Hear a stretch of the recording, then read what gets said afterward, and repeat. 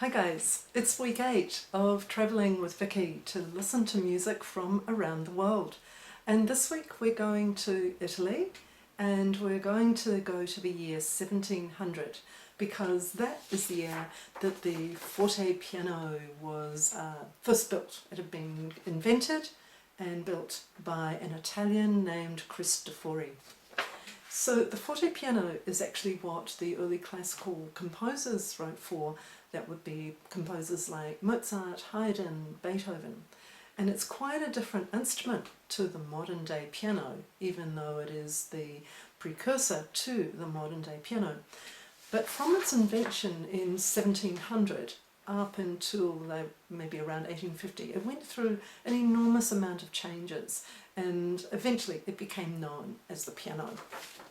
So what we have is, in Mozart, he was writing for an instrument, he had an instrument, fortepiano, that was only 5 octaves long.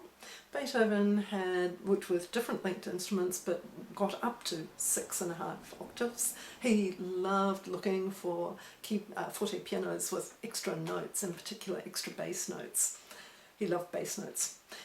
The fortepiano is a much lighter structure, light wood frame. The key colours were reversed, at least they were for around 30 years, up until maybe 1730s, and then the whites and black colours were reversed. So in these film clips, videos, you will see black keys. There is a softer sound, and it's actually because the leather covered hammers are going onto thin strings, and compared to the modern day piano where we have the felt covering with thick strings, totally different mellow and louder sound than the fortepiano. The accents, when you accent on a fortepiano, not only do you get a louder note, but you get a different tone quality and also a shorter note. It doesn't last as long. Here's the really startling thing though. There are different tone qualities in the different registers of the fortepiano. This for me, when I first heard the fortepiano live, was the most startling thing.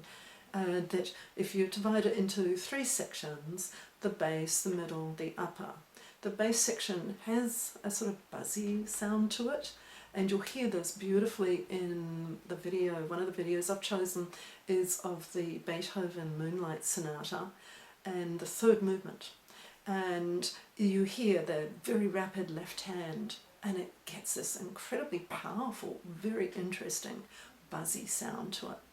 Then in the middle section of the fortepiano it's more melodic, smooth sounding, and then in the upper register it's almost tinkly.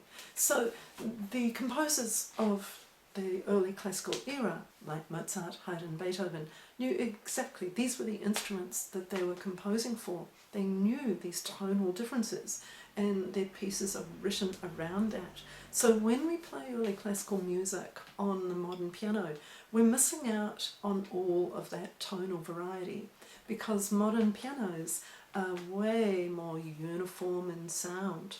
They're louder, but we do not get the difference in the tonal quality as we're moving our hands through the different registers on the instrument. So it's something to keep in mind in terms of how do we play those pieces, because we are not getting a sound close to what they were actually composing for.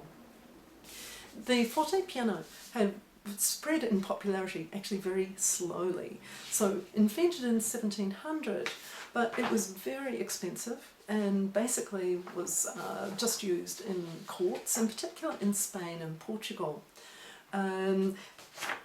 By about 1760, that is when we first see music being published, written scores that actually say for the fortepiano. The production spread from Italy and went to Germany, Vienna and London, also America later on. So after about 1850, the instrument really was known as the piano, and it was a very different instrument to its earlier cousin, the fortepiano. And so the fortepiano went into obsolescence, is what we could call it. 1850 to 1950, really replaced by what we know as the piano. But in the second half of the 20th century, we see a resurgence of interest in early classical music being played on instruments of that period. So from the time that Mozart, Haydn and Beethoven were living. And it's absolutely different sound quality. So also to cope with that renewed interest, what we saw was renovation of existing instruments, of old instruments, not that there were many of them left, and also rise of an industry of making old style instruments in the way that they were made. So as you look at the videos this week, you'll hear some startling playing of the forte piano. It really brings a vitality to classical piano that I don't think we hear in piano playing. It's what it was written for. There's, as I say, the enormous difference in sound quality of the different parts of the instrument.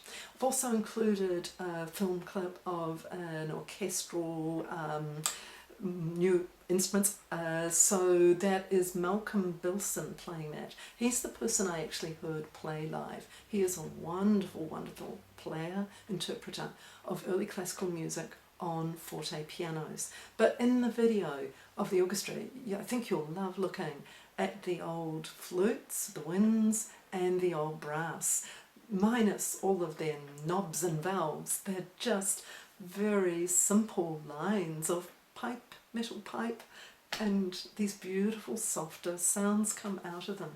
So enjoy your adventures through the forte piano world. Ciao for next week. Bye.